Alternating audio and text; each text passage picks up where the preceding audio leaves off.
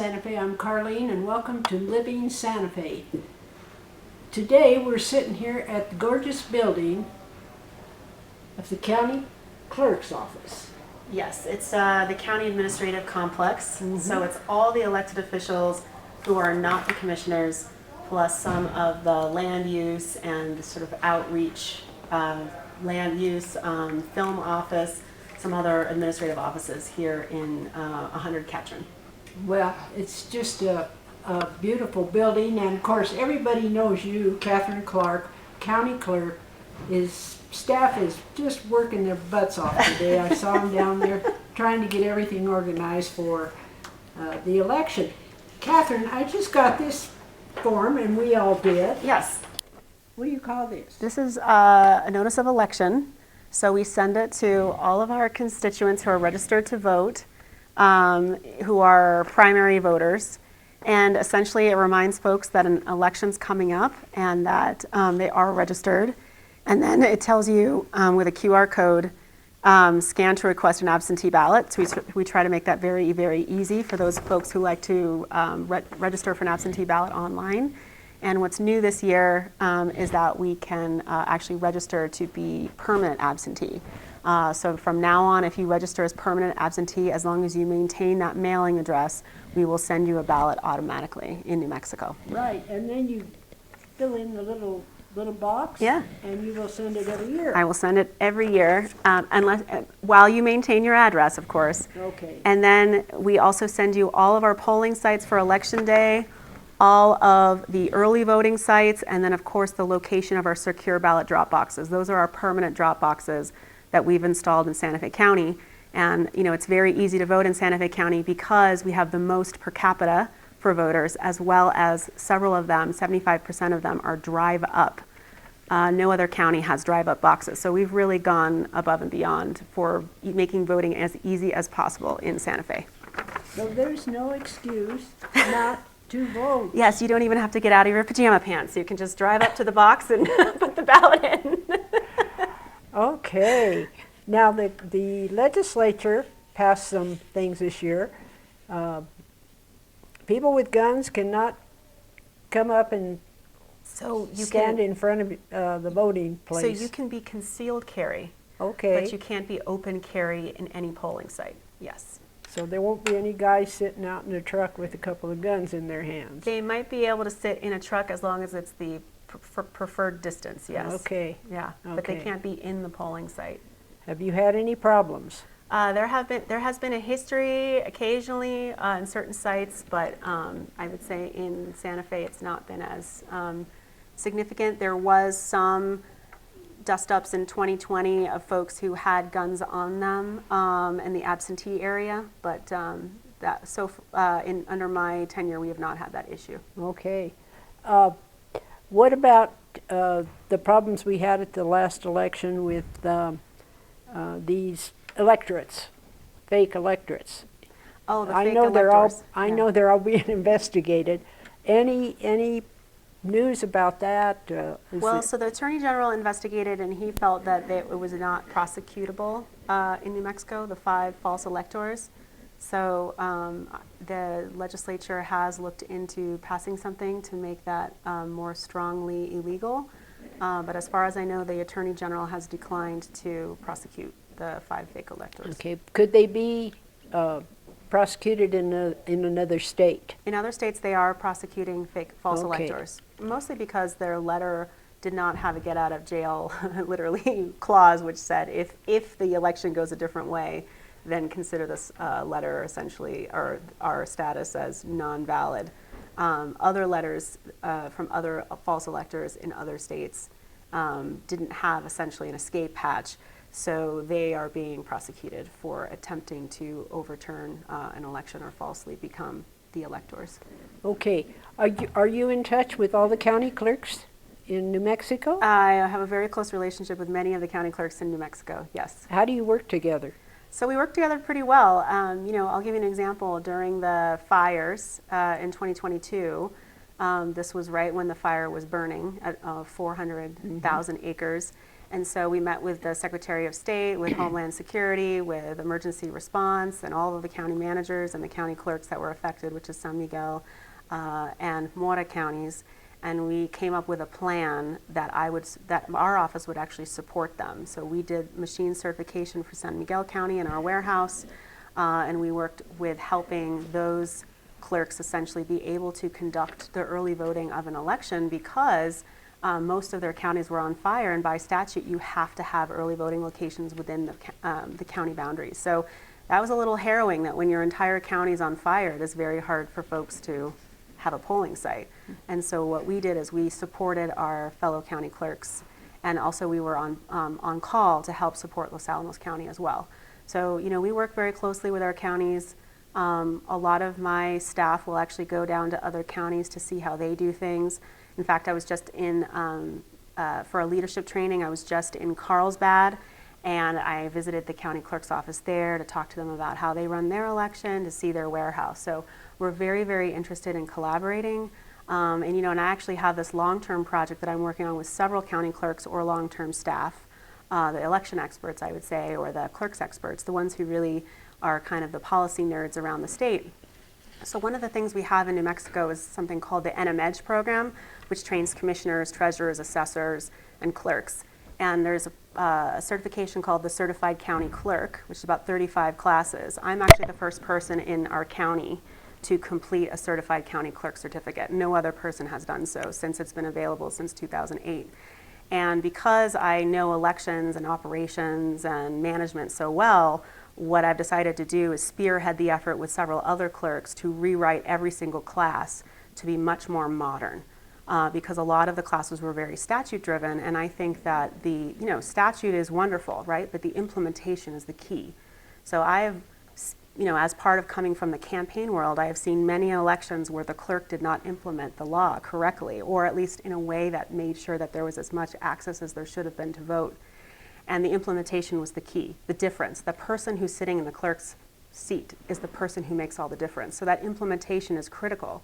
And so my vision, essentially, with the other clerks around the state, is that we will take that clerk certificate, and instead of making it a statute-driven clerk certificate, we'll make it an implementation, the how. How do you get from the statute to the how of how you run an election, right? And we're going to infuse it with operations management, emergency management, more technical, modern views of project management and human resources, right? To make it a modern, essentially, election administration vision throughout the state. How do we differ from other states? Do you think it seems to me like, for a change, New Mexico is one of the best voting states. It is actually. Now that doesn't mean that everybody goes vote, but the system. It is the best. So MIT just released a study looking at the 2022 election compared to the 2020 and 2018 elections. And so in the 2018 election, we were 7. In 2020, we were 25. But in 2022, we are actually #1 for election administration across the country. I heard. Congratulations. So thank you. And the county commission, did a proclamation to thank, basically the Secretary of State and their staff, all 33 county clerks and their staff, because that is really something to be proud of, to be #1, right? I mean, I think we're always looking for ways in which we can celebrate what we do well in New Mexico, and election administration now is one of the things we do very, very well. Also, it only takes like 3 to 8 minutes to vote. It takes less than 8 minutes. It takes, in our county, it takes less than 5 minutes. It's about 3 seconds. Yeah, 3 minutes. So from the time you go in, yeah, you have we'll get to that too in a minute, but you'll have people guiding you. Yeah. If anybody needs any help, that's right. They'll be there. Yes. What about language? So we do have translators available. It is actually very hard to find translators who will translate Tewa, but they do work at the polling sites. Okay. So, yeah. Okay. Tell me about the people that never get recognized, or the workers. These people that come down every voting time, yeah. they work. They work And very they hard. volunteer. I Is it- don't well, think they're they paid. Get, yeah, but not much. No, they get paid $24 an hour. Oh, it So is? Maybe I'll come down I and raised help. so the first thing I did when I took office was raise the salary. Okay. Because I thought it was really important to recognize that, being paid less than the federal minimum wage for 16-hour days was not really acceptable. The clerks actually collaboratively got together and pushed for a higher salary on election day, because during early voting, the early voting hourly is actually at the sole discretion of the clerk. So of course I raised the salary, because I always think election work is very challenging, and I think we should value it, and I think that we should pay people accordingly. But it was set in statute at only $200 a day maximum. So what we did is the clerks got together and advocated at the legislature. So now it is going to be $400 a day. Wow, that's pretty good. Yeah. And how many people So are you going to have to hire? We hire Give about me- 400 people, and we have about an 82 to 85% retention rate because we pay people well. We have a very didn't have a training manager before I took office, so we now have a training coordinator, and she trains all the clerks' staff. She trains all of the clerk volunteers. She trains all of our temps, right? So we have this very professional training program. And then we have to update it, because every legislative session they come up with new procedures. So we're always making sure we're up to date on procedure. We also do a debriefing program, and one of the things that we think is very important is to listen to our volunteers, staff, or our temporary staff, and do a debriefing program. So we debrief our staff, we debrief the temps, we debrief the poll workers. And the essential idea is that when we identify things we can improve, we always pick 5 things with the staff. We meet together with the staff, identify 5 to 6 things we can improve, and then improve it for the next election. So one of the really important values, I think, for elections, and what makes elections work so well in our county, is that I've introduced this idea of continuous improvement, right? That we don't just keep doing the same thing over and over again, right? We want to improve it every time. Great. Now, it would be, I hear people talking about all these things that go on at elections, criminal things. I've voted every year, and I've never seen anything in here, for sure, that would look suspicious. You have one Democrat person that's watching. You have one Republican. Or a libertarian, yeah. Yes, and a libertarian. Mm-hmm. And they have to watch for things, don't they? Well, so that's the idea of the challenger. So the challenger has a very limited purview, but the idea is that they are but they're part of the ecosystem of the election. They are part of essentially creating an independent view of observing what is going on in the election to make sure there's nothing out of place happening. What we also constitutionally have made sure during my tenure is that we have reached out to the Republican Party and ensured that we are meeting our constitutional obligation that at all polling sites, the election judges and the presiding judges have party balance as well. Good. It is very challenging in Santa Fe County, I will say, to always have a non-Democrat, but it is something that we have worked very hard to make sure that we are compliant with. Good. What kind of machines do you have? So we have 2 systems. So all systems in New Mexico have to go through the Voting Systems Change Committee, which is a bipartisan committee of clerks and election experts that review technical data and then approve systems for use in New Mexico. And there's only 4 systems currently in place. The first is for tabulation, and that is Dominion. Okay. Those do the tabulators, the RTR, which is the election data server, and they are the ones that essentially tabulate the votes. And then what we have are the ballot on demand systems. Those are the systems that talk to the voter file real time on the internet. And then when you check into a polling site, you have your voter credits sent immediately to the central voter information database. And it gives you a voter credit so that you can't vote in any other way, right? You only get to have one vote every election. So essentially, within someone checking into a polling site, within 3 seconds, they are not allowed to vote anywhere else. And so everyone has to be on the internet. And there are 3 systems approved for ballot on demand. There's No Ink, there's Robus, and then there's AES, which is automated election services. So it'd be pretty hard to do a double, triple vote. You cannot do a double or triple vote. Dominion. Yes. That's the one that won the big lawsuit. Yes, it did. How much did they get out of that I finally? think like Several 500 million or Yeah. something. Yeah, it was a lot of money. They deserved it. Yeah. They really got bad-mouthed. Well, I think slander is criminal, or civil at least. So you get in trouble for saying things that are not true. And unfortunately, in election space, there is a lot of misinformation, and it is one of the reasons why our office has worked so hard to create trust in our electorate. So there was no social media before I took office. So we now have social media accounts, and we post regularly to try to create a dialogue with our voters. We have consistent information on our website. We have a new website called santafe.vote. It's a dedicated URL to make it easy to figure out voting information.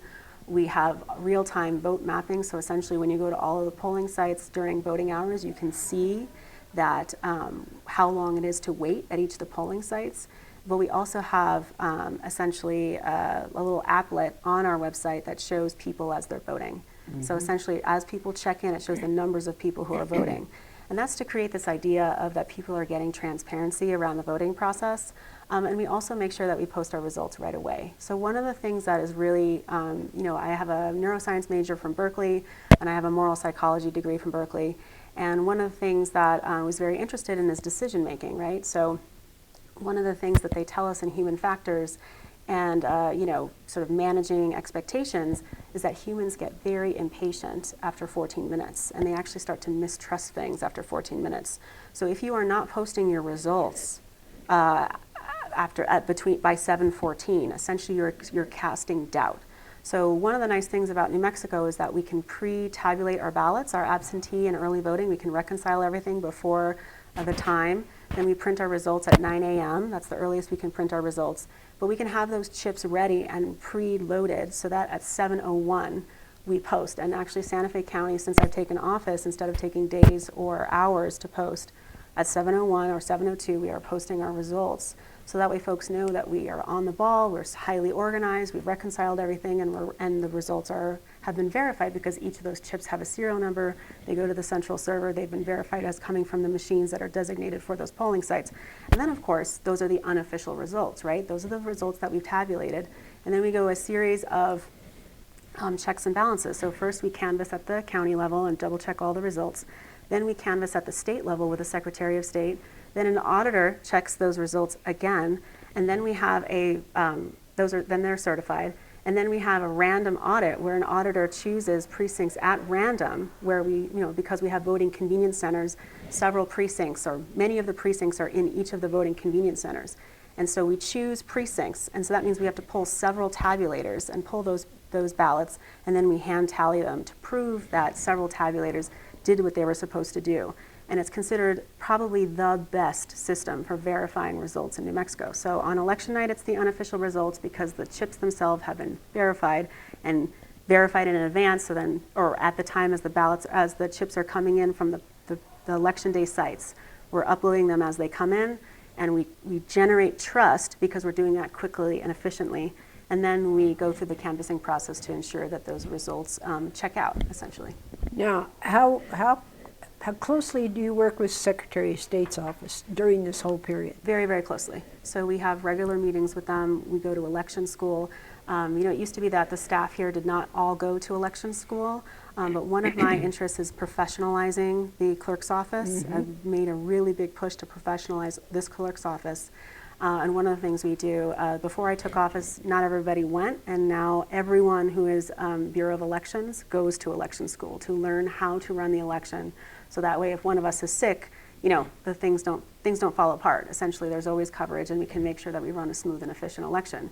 During that time, we work very, very closely with the Secretary of State's office, and all the way up until election day, we're in several chat rooms and really monitoring the election, right? Because elections are now critical infrastructure, which means that it is our duty to ensure that people can vote. And one of the ways we do that is we monitor power, we monitor threats, we monitor with emergency management, Homeland Security, CISA, right? All of these entities, and we have very close relationships with them, because some of the work that myself has done, and also the Secretary of State, Maggie Toulouse Oliver. Yeah, so you have some help with nutcases out there that threaten you or Yes. threatened the Secretary of State. Yes, I she's mean, had to go into hiding, yes. Yeah. Yep, and I've been followed, and there have been death threats here, and we've had to shut down the office, absolutely. So there is a situation now where they know that clerk's offices are going to be sent fentanyl in envelopes to attempt to kill the staff. And so we are going to have Narcan on board. We're thinking about not opening the mail in our office, but having a special ventilation system. And that's one of the reasons why security we've had to rearrange the office. So essentially we have computers in the foyer where people can search the public records, but we have to have a badged system because we can't allow people into the office lest they be a threat. It is something we need to follow, essentially Secretary of State's rules in protecting not only the elections warehouse, but also our office. And there's a very real danger. So that's one of the reasons why there was actually a work crew here installing bulletproof glass here just last week. So we are taking the threats very, very seriously, and we've been told we need to take them very seriously, which is one of the reasons why the office is so secure. And that's another reason why I digitized all the records. So, you know, they'd been working on digitizing the land records since 2004, and it hadn't gotten very far in the previous administration, maybe 5%. So we took that last more than 50% of the records and just digitized them all in a year. Now they are online. They are searchable by the public, and you can buy documents, instantly download them 24 hours a day with a credit card, because credit cards weren't allowed in the office before I took office. So, you know, we've really worked on that, modernizing the office because of the realities that we're living in. Mm-hmm. Well, it's all over the country. Do you think we're going to have in my opinion, and which is, you know, you can go whatever you think about my opinion, but this is the most important election I have ever seen. Well, I have ever experienced, and I'm older than you are. They say that every election, but I do think that we have a candidate on the ballot who has essentially said that he will not allow another election to happen. There was January 6th, where he very willingly was signaling to the military that he felt that they should take over. And there was a mob of people who I think that Pence should have been afraid of. We're very. I know. I think the fact that people did not get killed on January 6th is a miracle. You know, that was my third day in office, and I think that really set the tone. Right, I didn't even have a badge. Right, the first 2 days I signed all the backlog of probate, and then the third day was January 6th, and that really set the tone for, you know, how critical it was to modernize the office and make sure that we were ready for any kind of threats in 2024. What did you think about that day that happened? January 6th, what was your feeling? My feeling was disbelief, but also that I needed to make sure my staff was safe, so we actually did close the office that day. We had to, because there really was not adequate protection for the staff.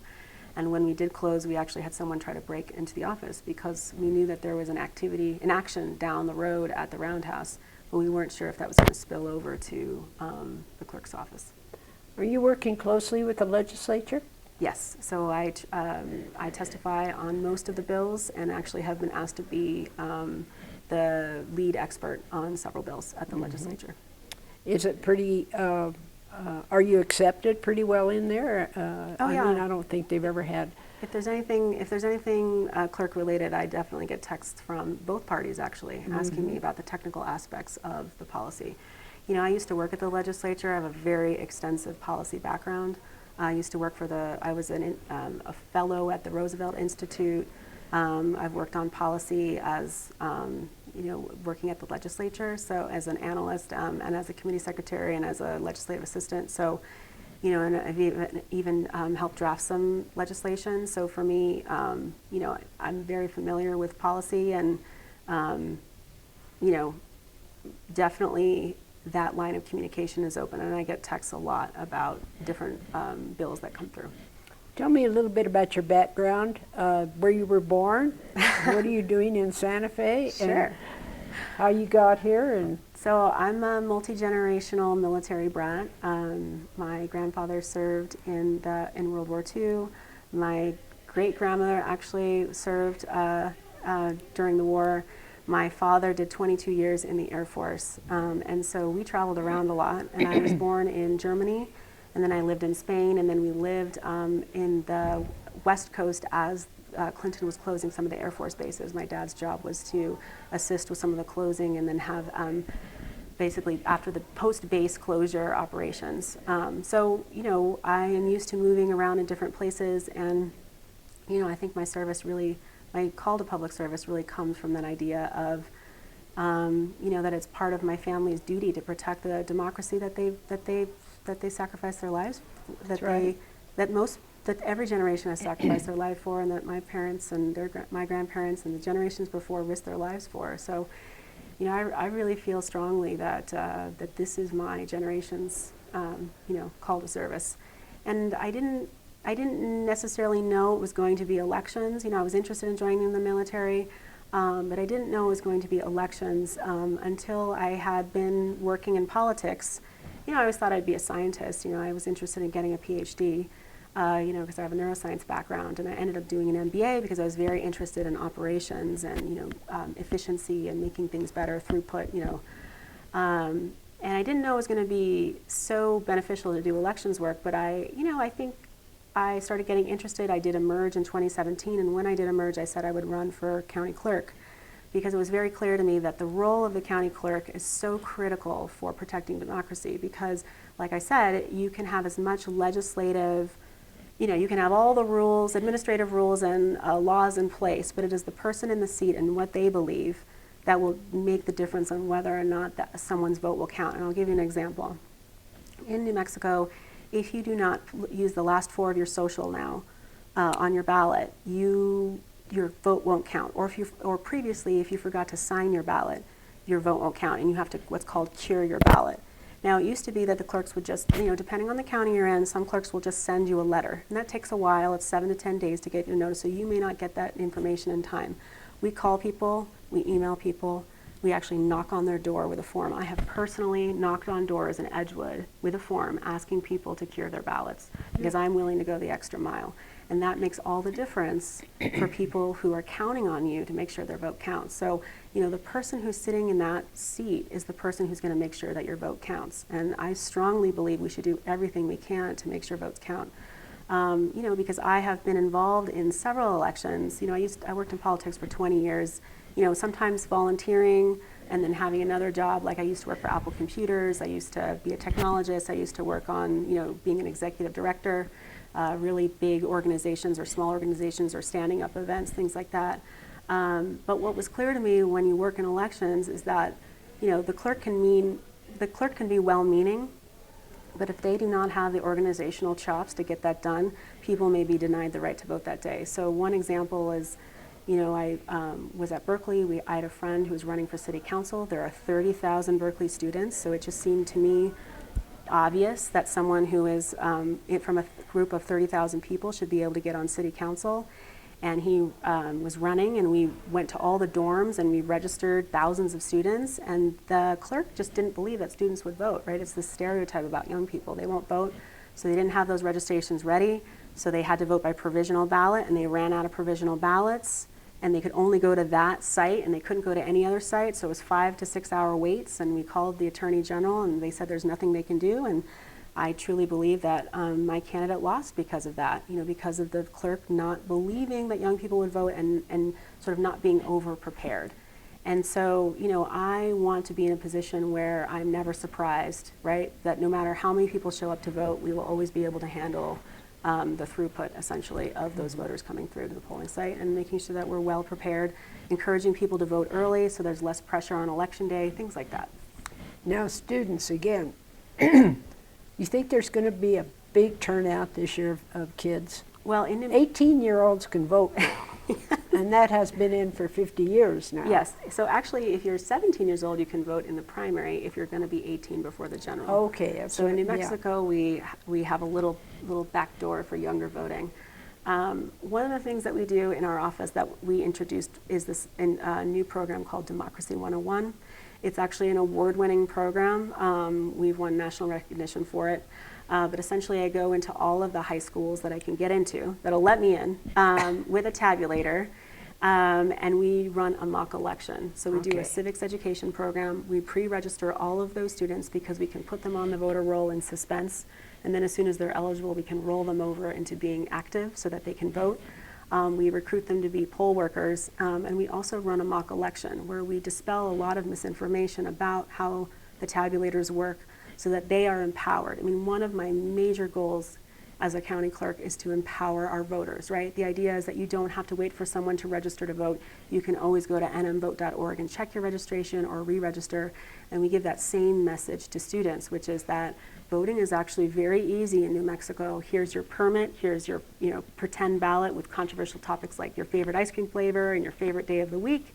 And then you practice voting, and then we explain how the zero tapes work and how reconciliation works, because we want to empower them with knowledge so that when they're receiving all this negative information about voting, it will not dissuade them from voting, right? That their vote will count. So, we work very, very hard on our outreach programs, on our training programs, on our trust, to make sure that this clerk's office is more than just running the elections, more than just, clocking in and clocking out, but we're going that extra mile to make sure that we are, the center of trust, and that people don't have to worry that their vote's going to count in Santa Fe County.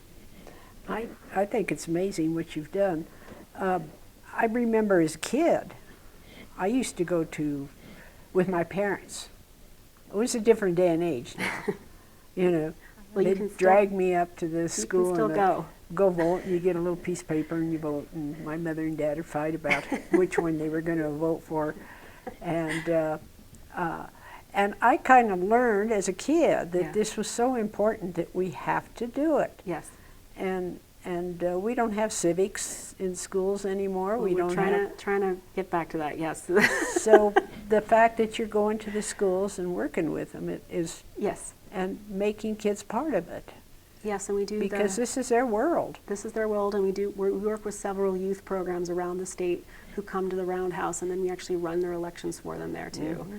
We really are interested in young people voting. That's why we have a sticker contest that actually won an election assistance award. Then we have 2 follow-up sticker contests, one that is for first-time voters and one that is for future voters. So if you are a parent, please feel welcome to take your child to the polling site, because we will have a sticker available for them that they can feel like part of the process. Yeah. I had an incident the other day, and I got to thinking back into the history of voting in this country. We've worked so hard to get people to vote. I went back, I watched a show on the suffragettes. Yes. They were killed. Yes. They were beaten. Yes. These women were put in mental institutions. Yes, they were. And a friend of mine said, well, I'm not voting for anybody because I don't like either one of them. I said, do you realize by not voting, all these women, especially women that have worked so hard for the vote, and you don't vote because you don't like either one? Well, I actually explain in our civics program that a lot of messages are, that you will see in social media are well-funded efforts to get you not to vote. And some of them, I know they are. And some of them, the headline on the slide is "Don't be hacked." And the idea is that when, in New Mexico, some of these down ballot races have been won by a coin toss. So absolutely in New Mexico, your vote counts. The other idea is that there's all this messaging out there to try to suppress your vote. It's that both parties are the same, that my choice doesn't matter, that no one cares about what I feel or think. And the reality is that even if you choose nobody, if you submit a blank ballot in the tabulator, the mere fact that you're voting means that you still maintain, that politicians will still care about what you think, that you'll still get voter surveys, that you'll still be engaged in the process. So even if your choice is nothing, casting that ballot is everything to make sure that you're engaged in the process. And also, this is not just for the presidential. No. This is for county, state, yes, city elections. So it all comes together. So and that has a direct effect on you and me and Doreen and all of us. So the folks who are the lowest on the ballot have sometimes the most effect on your life. So city council races, they're the ones who choose the roads and the different rules that you have to abide by in your local community. Your legislature determines where the money is, what the budget is. These are very, very important positions. It's not just the governor, it's not just the president. And I know a lot of people pay attention to the president, but what I encourage our high school students is to vote the back and then the front. So start with the back, vote all those races, and then go to the front so that you don't forget the behind the ballot is just as important. And beware of areas in some states, I think we're pretty good, but we've had our problems too, is getting the minority vote out. Yes. A lot of blacks have been cut out of these races because they don't live in a certain area, or you know. So yeah, so redistricting is actually something that has come up in New Mexico. There are Here several too. lawsuits. San Juan County Commission just had to agree to a settlement because essentially they had packed districts. So what happened is they took all of the Navajo and they packed them into one district so that they wouldn't be able to get 2 seats, they could only get 1. And that's actually illegal under the Voting Rights Act. You're not, when you redistrict, you're not allowed to pack districts, which is put everybody in one district, and you're also not allowed to crack districts, meaning that you crack population so they don't have enough minority to be a force within that precinct or that district. So yeah, I think that we are still fighting the fight of access to the ballot, and unfortunately some states have decided to roll back the rights that we had and the access that we had.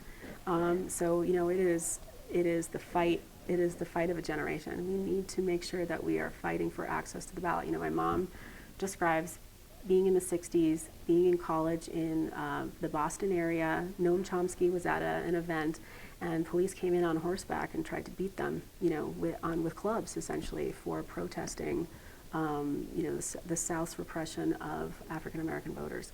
So I think that this generation needs to stand up and they need to fight for their rights to vote because it might go away. It might go away, and we don't want it to go away. Yes. I don't think people realize what we have in this country, but you know, I'm just one person. I know what it is because it's amazing what we've done in this world. We've done amazing things. I think New Mexico is probably the best place to vote. We have, in Santa Fe County, we have the highest voter turnout, but of course for me it's not enough. I want 100%. I've got a lovely friend, you know, in Marion County in Oregon. He has an all-male election, meaning that he sends a ballot to everybody. And he has a 95% voter turnout. So, you know, in terms of where I want to be, I want to be 95% turnout in Santa Fe County. What kind of publicity do you do? Newspaper, radio, we go out to a lot of events during the year. We have a whole outreach program. We actually have been really working on targeting the South Side. One of the things I want to work on for my next term is really working on increasing our outreach, you know, the bodies that are on our outreach team, so it can really work on turning out the vote, and especially in areas where we don't see high turnout. Mm-hmm. League of Women Voters, you work with them, I work with them on their voter guide. Yep. Okay, Katharine, I'm going to let you go because I know you are busy. Yes. And you're making me tired. I'm too old to even think that much anymore. Yeah. But what a job. Thank you so much, and we appreciate you coming on our show. Thank you so much for to having help me. us get the vote out. Well, I just want our Santa Fe County voters to know that your vote counts here in Santa Fe County. We work very hard to make sure it votes in Santa Fe County. If you want to know anything about Santa Fe County elections, make sure you go to santafe.vote. Okay.